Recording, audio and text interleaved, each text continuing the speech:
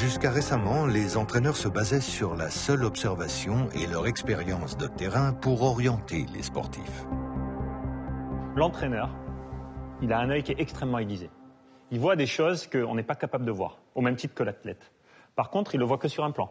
Donc si par exemple, on prend un exemple très simple, un coureur à pied, si on se met derrière, on va voir certaines choses. On va voir par exemple un bassin qui bouge dans ce sens-là.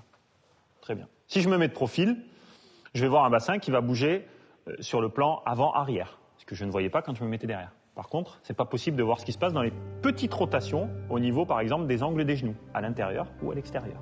Pour ça, il faut une troisième prise de vue.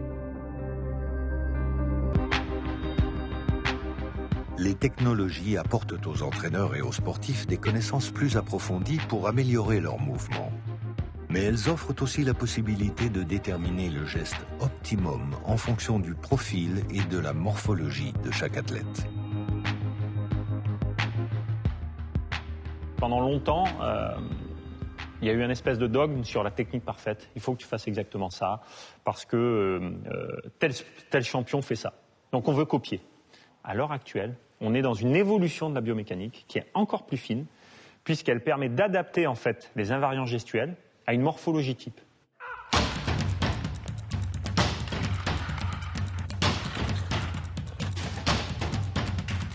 Pousser l'analyse technique à outrance et avoir peur d'en faire une systématisation qui nuit à la spontanéité de l'athlète, c'est pas possible.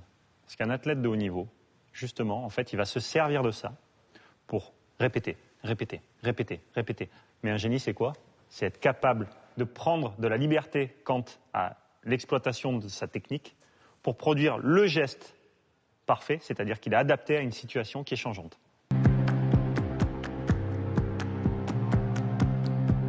Position des joueurs, interaction, indications plus personnelles comme le rythme cardiaque ou l'état cognitif, plus aucune information n'échappe aux entraîneurs qui font appel à de nouveaux acteurs pour les déchiffrer.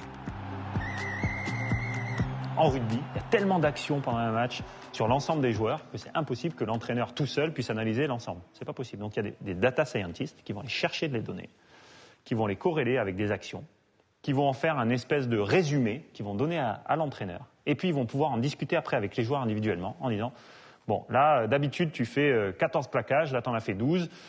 Tu cours tant de mètres à telle vitesse, là, tu en as fait moins. Tu es peut-être un petit peu fatigué. On va orienter vers la récupération. Ce qui est certain, c'est que de toute façon, c'est l'athlète qui va aller chercher le résultat. C'est l'athlète qui, de toute façon, à un moment donné, va dépasser le savoir scientifique.